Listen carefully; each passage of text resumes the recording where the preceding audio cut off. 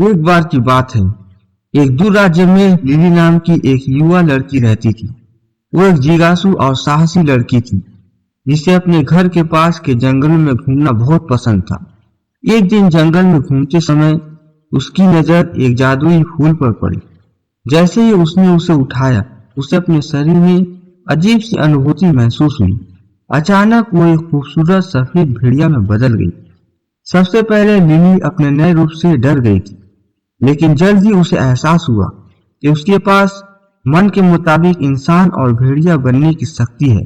उसने अपने नए रूप में जंगल की खोज, पेड़ों के बीच दौड़ने और खरगोश का पीछा करने में घंटों बिताए। जैसे जैसे समय बीतता गया, लिली अपनी शक्ति के साथ और अधिक सहज हो गई।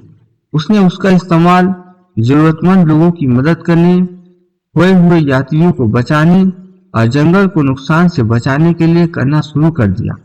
एक उग्र और वफादार रक्षक के रूप में उसकी प्रतिष्ठा बढ़ी और जल्द ही वो पूरे राज्य में व्हाइट वुल्फ के नाम से मशहूर हुई।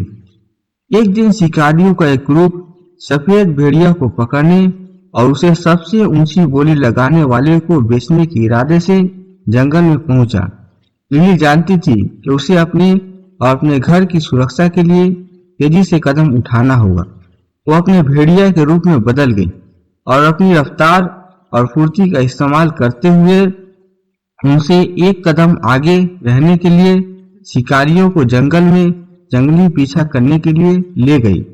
जब ऐसा लगा कि शिकारियों ने उसे पकड़ लिया है, लिली ने एक आश्चर्यजनक हमला किया जिससे उनके पैर उखड़ गए और वो अपनी जान बचाने के लिए भागने लगे।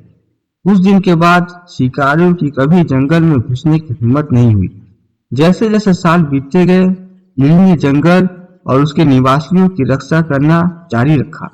अपनी ताकत का इस्तेमाल करके जरूरतमंद लोगों की मदद की और राज्य को सुरक्षित रखा। वो अपने इंसानी रूप को कभी नहीं भूली।